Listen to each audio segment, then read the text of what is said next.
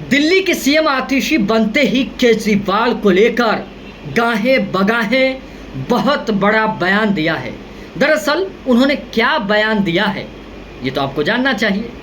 उन्होंने कहा है कि केजरीवाल को 2025 में अगर आप यानी जनता समर्थन देती है, सीएम चुनती है, तभी वो दिल्ली की सत्ता पर विराजमान होंगे जनता के हिसाब से, उन्होंने ये कहा है। लेकिन ये समझने की ज़रूरत है कि आम आदमी पार्टी इतनी कम उम्र में लोकप्रिय, मकबूल और नेशनल पार्टी कैसे बनी, आम आदमी पार्टी कैसे एक बड़ी पार्टी बनी, ये तो सवाल है ही। लेकिन कल केजरीवाल आप कार्यकर्ताओं और आप विचारधारा के साथ जंतर मंतर पर क्यों जा रहे हैं, दूसरा सवाल। तीसरा सवाल कि आम आदमी पार्टी का उदय कैसे हुआ था। तो सबसे पहले आपको जानना चाहिए कि केजरीवाल पर जो आबकारी नीति, शराब मामले में जो घोटाले का आरोप बीजेपी और तमाम एजेंसियां ने जो लगाई है, आरोप, तिहाड़ और जमानत तक जो पूरी प्रक्रिया हुई है, वो बताने की शायद केजरीवाल कोशिश करेंगे और ये समझाने की भी कोशिश उनकी रहेगी। जनता के सामने शायद यही बताने की कोशिश केजरीवाल करेंगे कि साहब हम बेदागी हैं, हम पर जो आरोप लगे हैं वो बेबुनियादी हैं, हमारी विचारधारा देश को जोड़ने वाली विचारधारा है, हमारी विचारधारा जिसमें साझी विरासत है, हमारी विचारधारा ऐसी है जिसमें तमाम जातियां हैं, तमाम धर्म के लोग हैं, यही कहने की कोशिश की जाएगी। लेकिन आम आदमी पार्टी का उदय और केजरीवाल का उदय कैसे हुआ, ये भी बहुत बड़ा सवाल है। तो समझिए, केजरीवाल एक आईएएस ऑफिसर है, हम सब जानते हैं। केजरीवाल आईएएस की नौकरी छोड़कर सियासी मैदान में कूद पड़े, यानी सियासी जंग में। 2011 में अन्ना आंदोलन की आवाज़ देश की सत्ता तक सुनाई दी, तब पता चला कि कोई आंदोलन हो रहा है, लोकपाल बिल के खिलाफ, तत्कालीन सरकार के खिलाफ, कांग्रेस के खिलाफ। वहीं से आम आदमी पार्टी उस वक्त नहीं थी, वहीं से अन्ना हजारे ने क्रांति की मुनादी बजा दी। उसके बाद केजरीवाल ने आम आदमी पार्टी का गठन किया। उसके कुछ समय बाद दिल्ली में केजरीवाल की सरकार बनी, यानी आम आदमी पार्टी की सरकार बनी। देश की जो सियासी परिभाषा थी उसको कहीं ना कहीं केजरीवाल बदल कर रख दी है, सियासी मिजाज को भी बदल कर रख दी है। ये समझने की ज़रूरत है कि आम आदमी पार्टी के जो आज संयोजक है केजरीवाल, उनको पहचान कैसे मिली। तो उनको पहचान जंतर मंतर से, अन्ना आंदोलन से ही उनको पहचान मिली। ये भी आपको बताते जो 2011 में आंदोलन हुआ था, और ये आंदोलन छोटा मोटा आंदोलन नहीं था, एक देशव्यापी, राष्ट्रव्यापी आंदोलन था।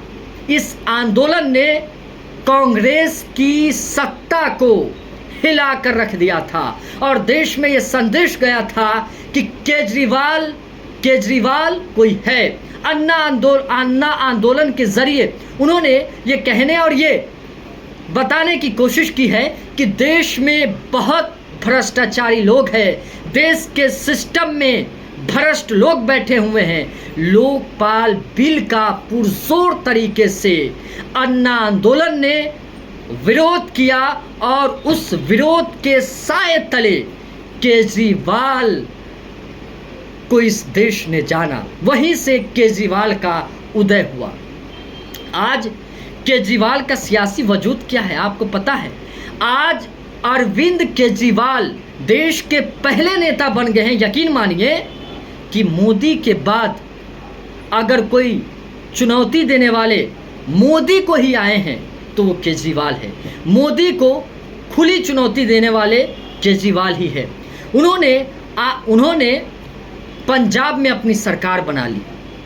पंजाब में आम आदमी की सरकार बनते ही बीजेपी ये समझ गई कि आम आदमी पार्टी अब यहाँ पे रुकने वाली नहीं है, क्योंकि आम आदमी पार्टी की ज़मीनी पकड़, जनाधार बहुत मजबूत होता जा रहा है।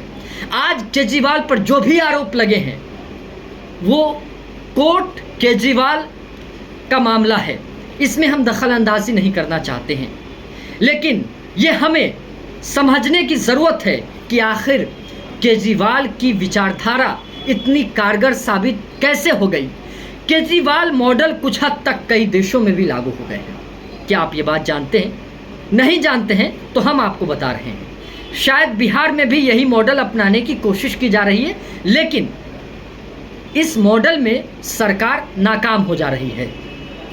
यह भी समझने की ज़रूरत है कि अब केजरीवाल की सियासी पहचान क्या है।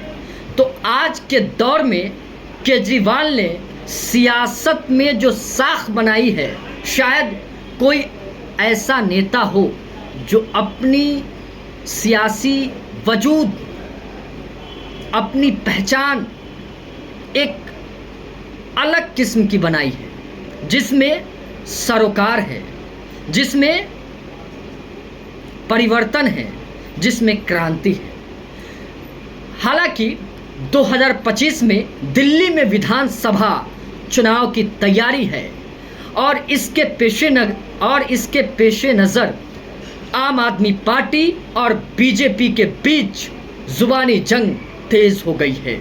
आखिर सरकार किसकी बनेगी ये तो वक्त बताएगा, लेकिन केजरीवाल ने महिला सीएम के ज़रिए कहीं न कहीं दिल्ली ही नहीं बल्कि पूरे देश की महिलाओं की भावनाओं को उन्होंने जीत लिया है और बीजेपी को सीधे तौर पर सियासी मैदान में बड़ी चुनौती दे दी है।